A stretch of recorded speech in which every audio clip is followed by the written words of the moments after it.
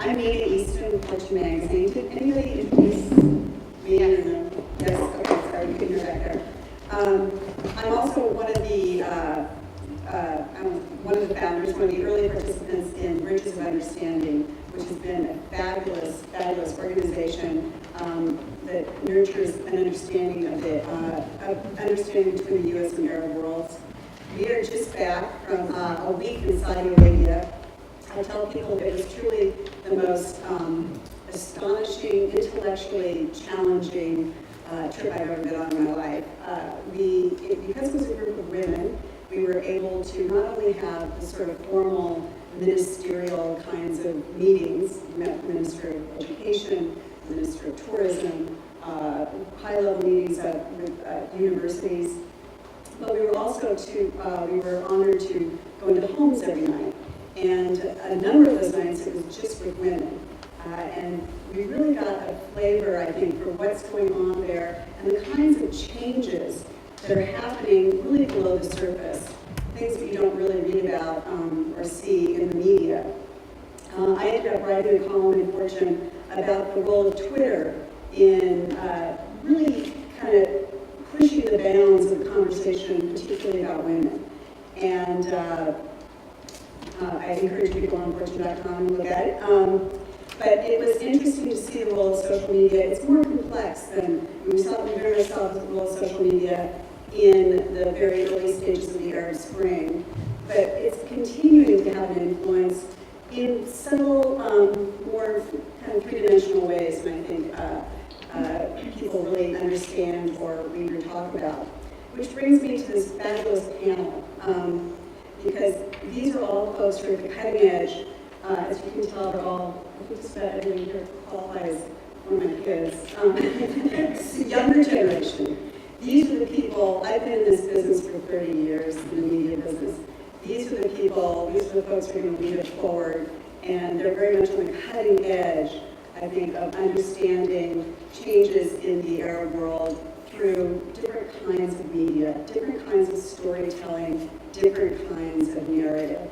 So I think what I will do is go quickly through and introduce each one of you, and then kind of tailor some questions as we go back and start a conversation.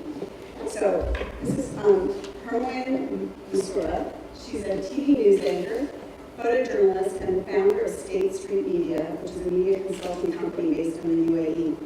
She was previously one of the main anchors on Dubai One's TV Emirates News, and has hosted several other news shows, including a 3-hour live launch of the Burj Khalifa in Dubai. That's the tallest tower. Yes. And her book, Faces of the Middle East, it's a book, but she reminded me, and we'll get into this, it's also digital. And it illustrates the rich diversity of the regions through introducing many ethnic and social groups to the Middle East. Thanks for being here. Next is Jason Mojica, editor-in-chief at Vice News, which is the news division of the global youth brand Vice Media. Previously, he worked as a senior producer at Vice, including for the company's 2013 HBO documentary series.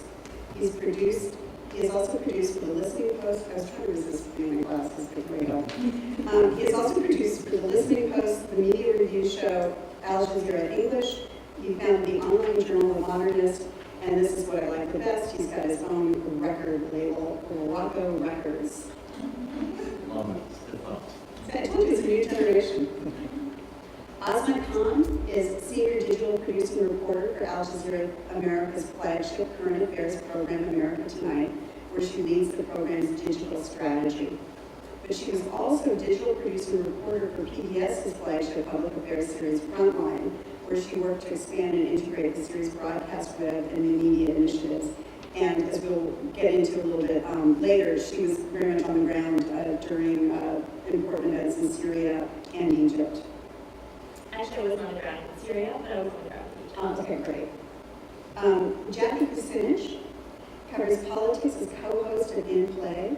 Before joining the Washington Post, she worked at USA Today, where she covered the Republican primary and Mitt Romney during the 2012 presidential race. Prior to that, she reported on the Senate leadership, House Republicans, and a range of other issues for roll call. She also covered Congress for the Hill newspaper and has appeared as a guest on MSNBC, CNN, Fox News, C-SPAN, and she's a native of Columbus, Ohio. Welcome. Sabri Ben-Achour is a reporter for Marketplace, the American public radio show that is America's most popular business program. He reported from Tunisia, where he's a citizen, and you told me it was actually after the 2011 resolution. And and of course we'll go back to this, but of course I've been very key since Tunisia kicked it all off, so to speak. So let me start with Herwan. You have, one of your great interests is the coverage of gender-based violence in the Middle East. And you were telling me you think there's a lot of misunderstanding about it. Tell me how you covered it, and talk about those misunderstandings.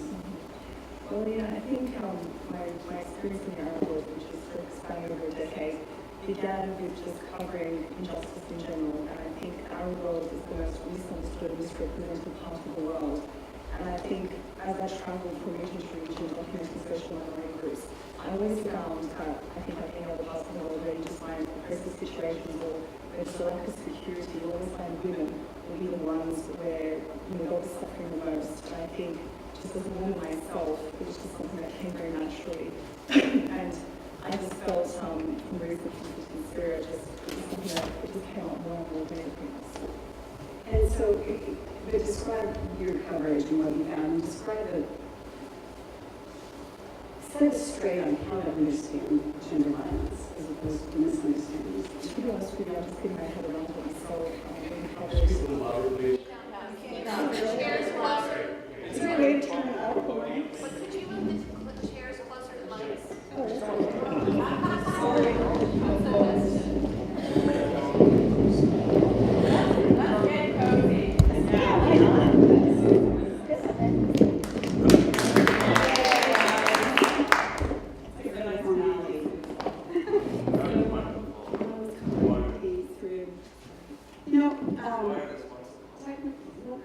The technical thing. I can't hear you.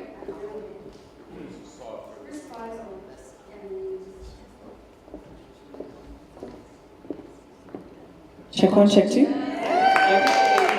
What we'll do is, I think we'll just... Much better. Okay, so when I was covering the Santori refugee camp and the Syrian conflict in January, it was gender-based violence wasn't really covered in the media, and I think it was quite shocking when I went to the camp and I had story after story of brutal rapes and attacks on women, and they were just normal civilians, and I think it was so shocking for me. I mean, when we were shooting, we actually went down to just document the refugees coming across the border, and I mean, even now as I talk to you about it, it's so overwhelming. Like, the numbers I saw, and even the children that I carried across the borders as well, it was just so overwhelming for us, and I think the coverage was very minimal at the time. I mean, I've only seen it come up in the American press, probably more prevalent, like it's been more prevalent in the last 6 months more than anything else, but I mean, it was happening from like last November, and it was very poorly covered, I think. And so when we went down to do the coverage ourselves, and it was for the GCC, it broke my heart, just to see what was happening, and it's actually the worst war I've ever seen in the Middle East, and gender-based violence in particular, which I think 20% is also men as well. About the difficulties of getting at those stories. Were the women or young men willing to talk about it? How did you get the stories? And also talk about the cultural, to overcome any cultural issues that might have gotten in your way in telling those stories. I think the biggest misunderstanding about the Arab world is that it's a monolithic culture. And because I'm based there, and because I'm there with the people and I travel through these regions, there's things which a lot of people in the West don't understand about the Arab world, which is very normal for us. And one of those is that not everybody's the same there. So that was the first thing. The second thing is I think because I'm actually embedded in the communities and I know the people, I knew Syria, I used to spend a lot of time in Syria before the wars. I know about the communities and the different, people groups that are there. I think the stories are they're developing all the time, and I think when you know the people, the religion and the culture, you're there when the stories are developing. And I think international media, a lot of people who don't necessarily have experience in the region wouldn't necessarily pick up those stories in the same way, or they misunderstand or misrepresent them. So, for example, like some of my colleagues on the panel here today, they have a lot of experience in the region, but there are many things that were just underreported or misrepresented just purely based on information and evidence.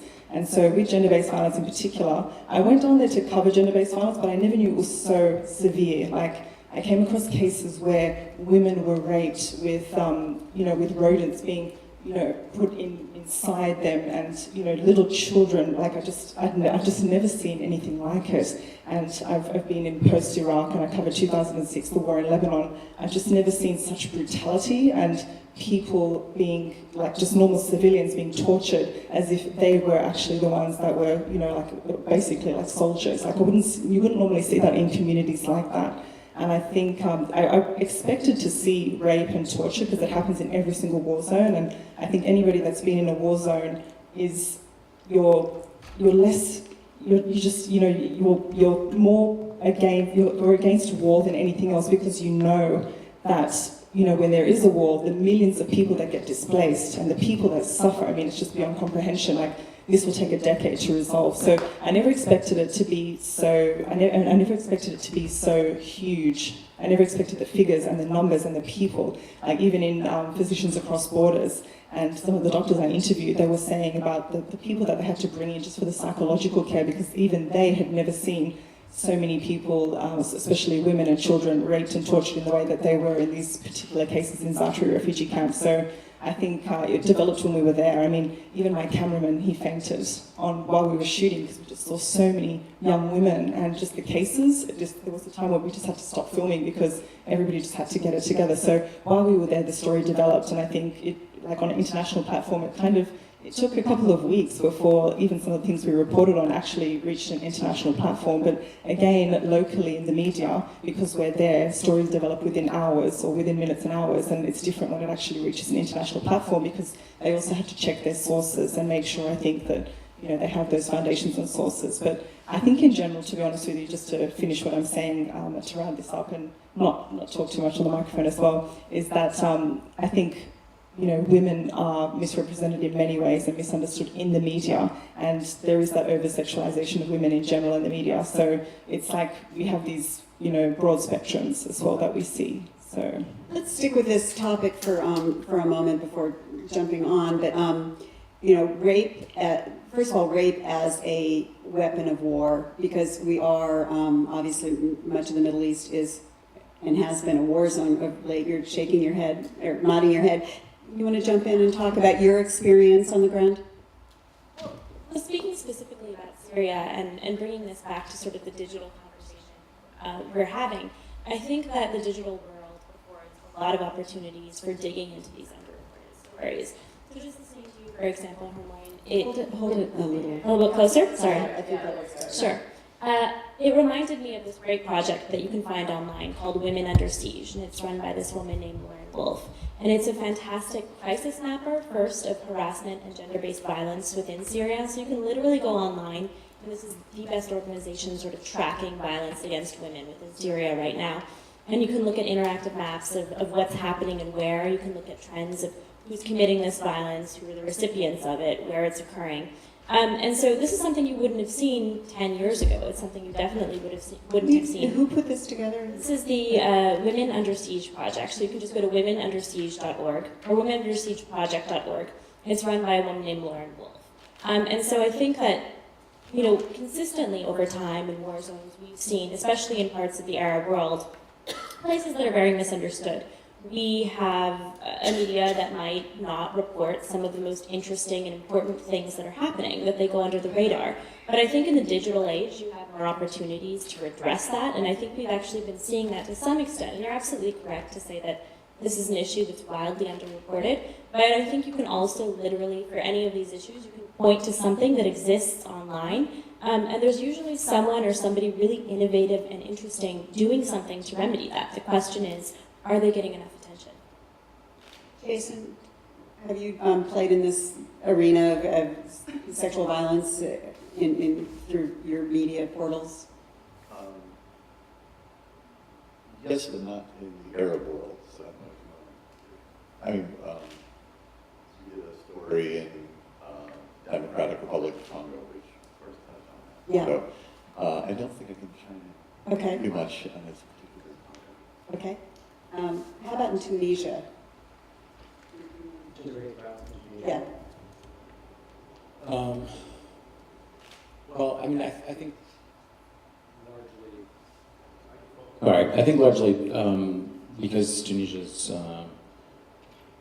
post-revolutionary period has been a little bit less violent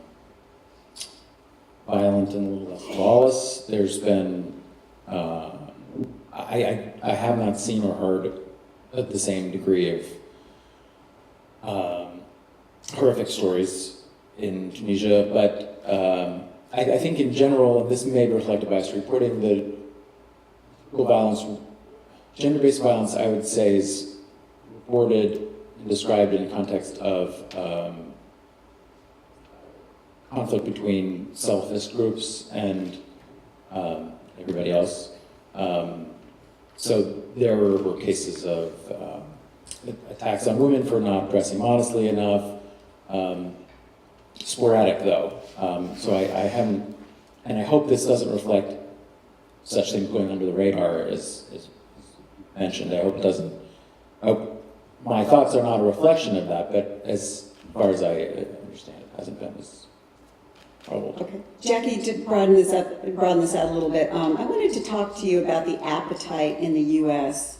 for news related to the Middle East, like these kinds of stories, because my experience, it seems typically, is that, and you know, you see this firsthand as well, that issues in the Middle East become read and noticed here when there's, you know, an announcement by, or a negotiation by the White House. It's always tied to something that the U.S. is doing. You know, it was fascinating to watch, you know, Syria fall off or Egypt fall off the front page last summer, and then Syria was on the front page and it falls off. I mean, it just, the attention span here for serious understanding or reporting in the Middle East seems very limited. Or do you see that changing at all? And I think it gets tougher when bureaus get smaller, when, especially with the newspaper industry, when there isn't as much interest as far as our readership, then they close bureaus. There isn't a lot of money there anymore. But one of the ways that because of the growth of digital media, we're kind of forced to pay attention in areas that we weren't paying attention to. I mean, this is just in the U.S., but Pew has some great numbers on how much people use digital media now. And in 2009, 14% of people had uploaded or posted a video. By now, it's 31%. It's not a huge number, but it's growing exponentially. Then you see in watched video, 69% in 2009. Now it's 78%. So as you have more people contributing to this digital marketplace, I think we're forced to pay attention. You saw that with some of with the Arab Spring. You see that every day when someone posts something on Twitter, that all of a sudden, you know, that shiny object is something that. So I think because of that, it creates opportunity for people to have their voices heard and to get the media's attention. Jason, talk about the youth audience and how that's changing and how digital is changing. And you know, just to throw in this conversation too, that you know, somebody, I think it was actually Eric Schmidt of Google, said that reporters are going to become validators as opposed to reporters. We're validating what you see on social media, what you might read in Twitter, as opposed to actually boots on the ground reporting. Anyways, speak to all of that. Yeah, sure. So I work for a company called Vice Media. It's based in Brooklyn. It's one of the largest youth media companies in the world. And over its 20-year history, kind of accidentally became a news organization just by being obsessed with storytelling and traveling the world to tell interesting stories without necessarily even having this agenda of news gathering and or even that sort of responsibility. It was just telling interesting stories. And I think, to Azmat's point, we're at an interesting place where, and especially in the Arab world, where we've gone from state-controlled media to Al Jazeera kind of really opened things up. And even beyond that, now we're seeing people doing on-the-ground reporting themselves, either via Twitter, via live streaming, things of that nature. question. Well, it just, to what extent you see the youth audience changing, shifting? What's the appetite for news, particularly in the Middle East, and what's this social media's role in that? Sure. And actually, to the earlier question about the appetite for these types of stories in the U.S., I had lunch with an executive of a major broadcast network, some executive from the news gathering operation, and she was commenting on a show that we're doing for HBO. It's called Vice. It's basically a news magazine show. It's kind of a 60 Minutes for young people. And she was saying, we can't do all of that international reporting that you do. And I said, yes, you can. And she said, well, people don't understand it. So I said, well, that's kind of your fault because you're not really providing them with the context. So sure, you can't just drop in with the evening news with some sort of deep in the weeds breaking detail about some story that's overseas unless some number of Americans were killed or something like that. And so fine, you can't just do deep in the weeds background reporting, but when you have the opportunity, as we do in a magazine style show, to tell a story that has a beginning, middle, and an end, and you can provide people with the context to then view the meat of the story, we've found that people love that and end up asking why American media isn't. Most American media aren't covering stories like that. And so again, early on we had some kind of broadcast professionals come in to help us develop the show, and they were always saying, what's the American angle? What's the American angle? And I kept saying that that's not the question. The question is this interesting? And so yes, to that point, young people are telling interesting stories, and those stories are kind of bubbling to the surface. That's fascinating to me that you have a 60 Minutes type show for young people that seems to work. Can you give me an example or two of, topics that you've done and how you're treating them differently than, say, 60 Minutes would have? Well, I mean, one that comes to mind that's from the show in particular would be traveling to Fallujah last year to kind of look at birth defects in Fallujah. That it's kind of a controversial topic. Was it caused by American munitions? Was it not caused by American munitions? And it's a story that most American media would not touch just due to the inherent sort of damning of the American military, but also because the Department of Defense won't comment on it. And so for most American media outlets, then we don't have a story if we can't tell the other side of the story. So being willing to just kind of, we're going to go and we're going to explore, and we're going to go there and we're going to find out, and we're going to talk to people, and we're going to present the evidence to you, and trust that you, the audience, are smart enough to sift through and try and figure out what you think is true and what you think is less than truthful in terms of people's testimony. And also, it pushes things forward, and that actually created a positive relationship for us with the Department of Defense because they were so unhappy with that story. And I had discussions with them where I was saying, we called you and requested interviews and so on and so forth. So it was, I think, maybe new to them that someone from inside the U.S. at least was willing to play hardball in a way. And again, so it's just a story that I think most American media wouldn't do because it's kind of after the news cycle, right? So it's just kind of we just pulled a story out of the air. Right. I want to hear from each of you about the impact of social media in the Middle East and also the impact of social media sort of on our reporting about the Middle East. Again, going back to Saudi Arabia, it was fascinating to me that Saudi Arabia is the fastest growing market for Twitter. It's a huge user of YouTube.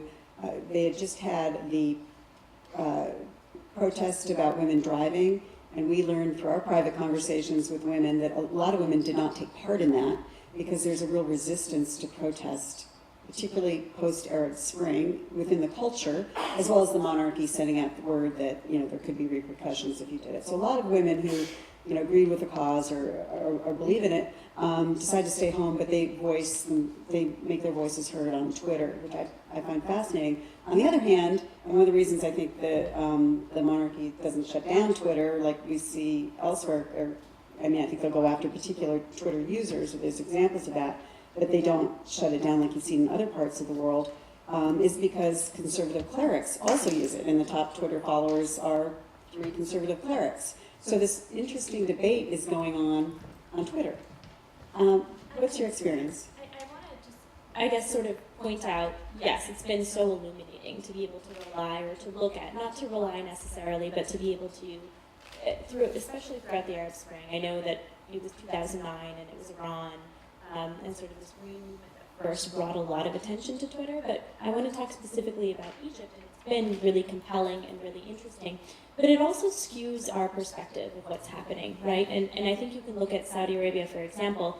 There's a very particular demographic of people who are using the internet in a lot of these places to begin with. And when Americans, and especially American media, rely on it, they very specifically go to those users who are writing in English. So they very rarely are like, I'm going to look for people writing in Arabic. And I saw this firsthand in Egypt. I had been in America with the PBS series Frontline. I had been following what was happening, and we decided we're going to do a film. And they sent me, and I'd been following what was happening online. But when I got there on the ground, the reality was pretty different. It was really shocking to me. And I feel like there's no, so in some ways it's, I would say like a class of social media revolutionaries emerged on the internet who were the main voices of telling you what was happening.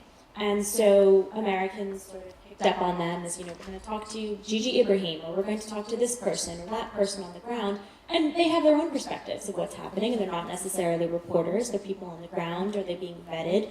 Are you in that place to match up what they're saying? What they're saying is happening is actually happening, and a lot of times you weren't. I happened to be there, and what was fascinating was that everybody talked about how social media was being used and how important it was, and in some ways it really was in terms of organizing people to get from place to place. Everybody was texting, they'd say, hey, we're all going to move to the Hardys next. But I saw technology used in more subtle ways. So for example, the Muslim Brotherhood, which a few days into the revolution had started to play a more critical role, had started printing out Google Maps, Google Earth images of the square, and they'd marked entry and exit points of how to get in and how to get out, and then they would be used for a loudspeaker. These things were actually printed out, and it was probably a far more pivotal and important use of some sort of technology on the ground, but people weren't really picking up on it. And instead it was more about, hey, who tweeted this? Look at what they had to say. And it allows a lot of room for opinion more than it does necessarily reporting. And I think nothing substitutes being on the ground, but that isn't to say that you can leverage what's happening digitally in really interesting ways and tell really good stories that are important. Insightful actually with Egypt as well, and I think the thing here which I'd like to highlight is the accuracy, is that there was a lot of inaccuracy. And I just want to ask the audience, when you look at digital media, do you find it to be inaccurate, or do you find it trustworthy? Because again, you have lots of opinions, but what about the facts? And that's the thing, when you're going into the digital age, we have that, is that we have all these people sharing their opinions, and everybody wants to be an expert, but who can you trust? And what are the sources that you can rely on? And that's another thing. Doesn't it also amplify voices who are really good at using Twitter? It doesn't necessarily reflect. Or personal agendas, which for me isn't a fact. That's an issue which we also had in Syria as well, is that we had so many people, like even Al-Nusra, which is a fundamentalist group, which was cutting out people's hearts and eating them. They were not the normal civilians that were necessarily protesting, or they weren't part of the Free Syria Army necessarily, but they were having their own agenda and moving in their own ways. And at one point, I think the American media was confused. Who were these people? Because they weren't the normal people that you would find in the villages and the cities. They had their own agenda, and some of them were even coming from Libya, Afghanistan. I have people who told me eyewitness stories when they caught these people. They thought they were fighting Israelis, and they thought they were in Israel. They didn't even know they were in Syria. And they were reported as being the Free Syria Army. And I mean, to the American public, you're probably thinking, who are these savage people? What about, I'd like to ask our audience actually, if you trust online medias and sources, and what do you think about that in general? Something out of interest. I can't see you guys. Thoughts from the audience?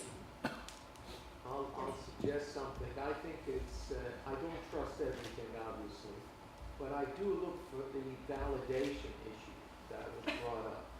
And it is helpful to have a sort of legitimate news organization take a role in emphasizing a particular point of view, and then whatever comes on Twitter and the social media becomes to have a forceful impact based on that initial acknowledgement from a news organization. And I think that is a back and forth. Now, I have yet to see a dynamic where the social media is in total, moving in a totally opposite direction than the legitimate media. I have yet to see that. So I don't know how that competition will fare out in some day.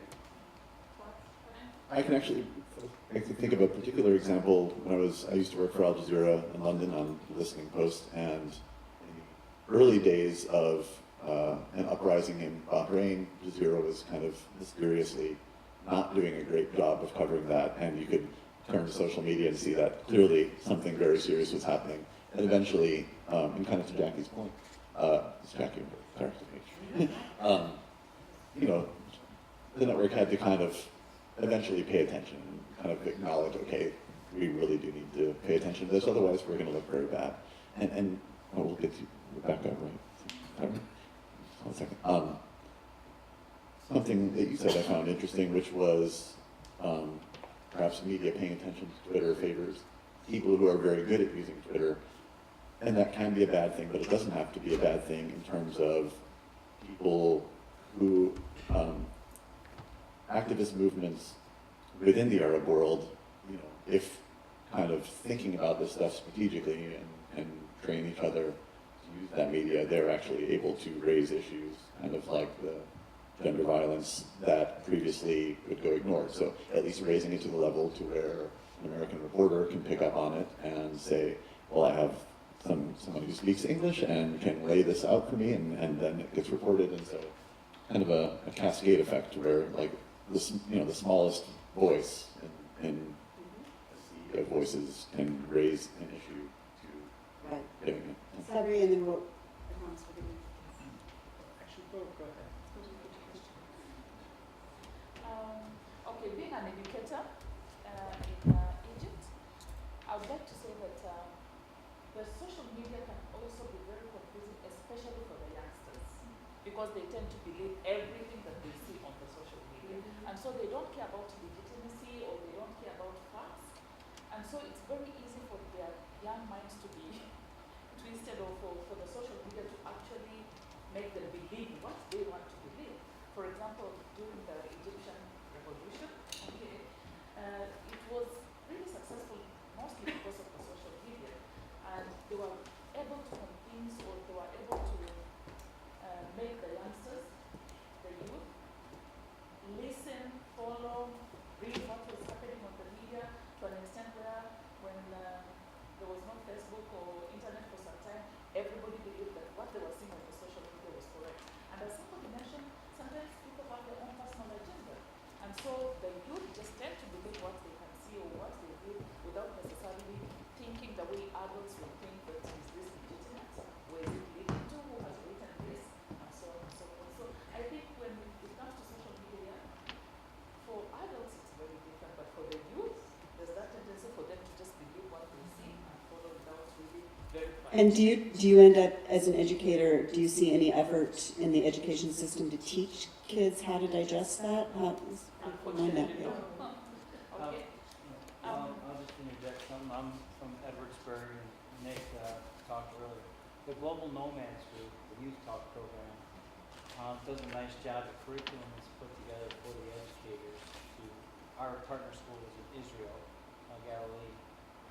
Nick in our class had to break down 3 different articles that were written about the same event. And the students had to break them down and look at how different those 3 articles were covered.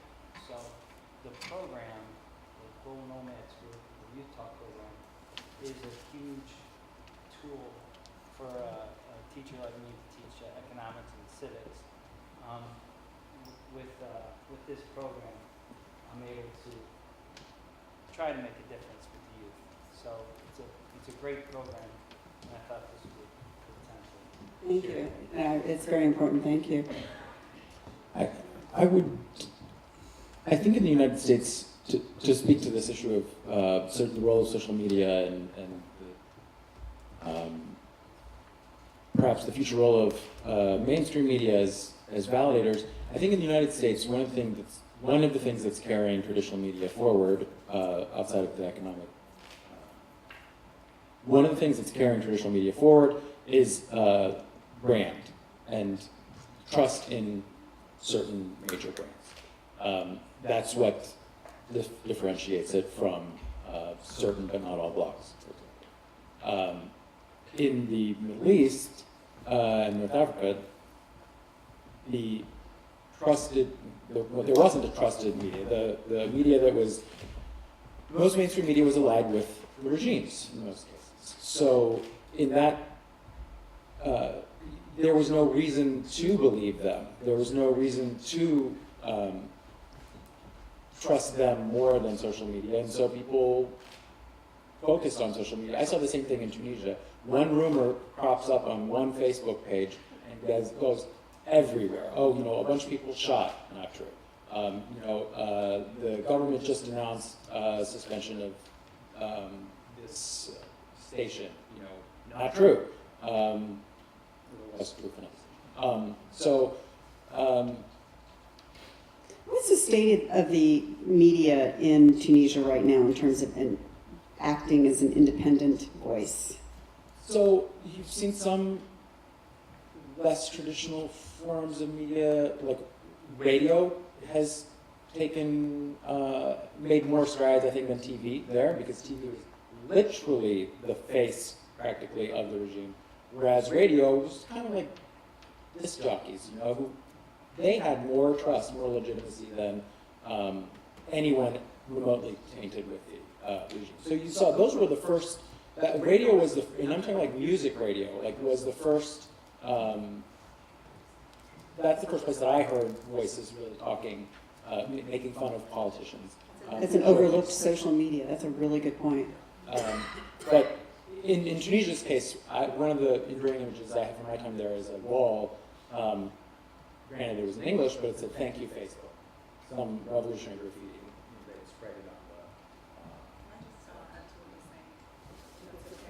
One thing that social media did in the Arab world, which was very interesting, was it created a healthy way for people to critique and actually have critical thought and also examine themselves. Like, for example, one of the misconceptions about the Arab world is that all Arabs are Muslims, and Islam is actually not an identity, it's a way of life. And social media created a platform for people to be able to discuss that and explore those things in a healthy way, but also having a conversation with the world, where many people in the Arab world were cut off. And there's a thing, what I find when I travel in certain parts of the Arab world where there are regimes, that many people have an opinion and their belief, and they don't separate those things, and they'll be slightly, not afraid, but apprehensive to share things. They're not confident to share their opinions and beliefs with you because of the response. And social media really broke down those barriers and created that platform, and that's why you have messages like "Thank you, Facebook," because it took communication to a whole other level. And I think that's why it's becoming so successful. And developments like what you're talking about with